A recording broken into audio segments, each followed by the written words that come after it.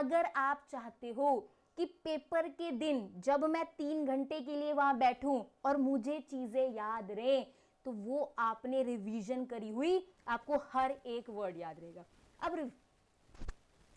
अब रिवीजन का मतलब ये नहीं है कि आप हर एक लाइन दोबारा पढ़ोगे। आपने सारा पढ़ा सिलेबस, जैसे भी मुश्किल से आसानी से, बहुत स्ट्रेस आया होगा, पढ़ना पड़ रहा है, कुछ समझ आ रहा है कुछ नहीं, टेंशन भी होती है, लेकिन जब रिवीजन करना है तब आप सबसे इंटेलिजेंट बच्चे हो अपने लिए।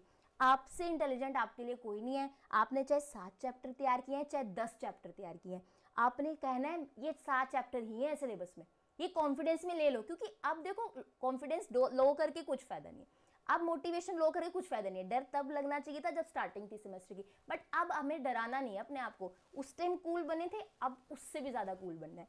हमने 7 चैप्टर कर लिए चाहे 10 चैप्टर कर लिए, हमने पेपर से पहले 3 से 4 घंटे बचाने हैं। हो सकता है कल मेरा पेपर है, आज रात को मैं 3 से 4 घंटे लगा लूं रिवीजन के लिए, या फिर कई बच्चे ना रात को एग्जॉस्ट हो जाते हैं, थका हुआ फील करते हैं, या सुबह जल्दी उठ के 3 से 4 घंटे लगा लो। आपको पता है अपने बारे में कि मैं सुबह ज्यादा अच्छा पढ़ता हूँ या रात को ज्यादा अच्छा पढ़ता हूँ।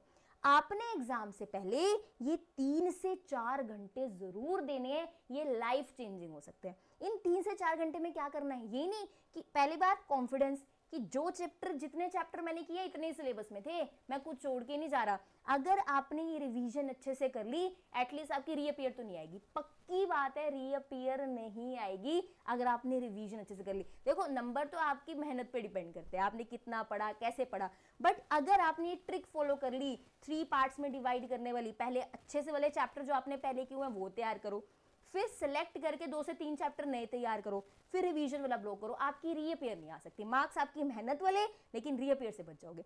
अब मेन काम रिवीजन कैसे करनी है। मैंने 7 चैप्टर किए हैं, यही 7 चैप्टर मेरे सिलेबस में है, इसी से मैं अच्छे मार्क्स ले लूंगा, मुझे पूरा विश्वास है। ये कॉन्फिडेंस ले आओ अपने में। सेकेंड चीज, अब मैंने रिवीजन शुरू करनी है।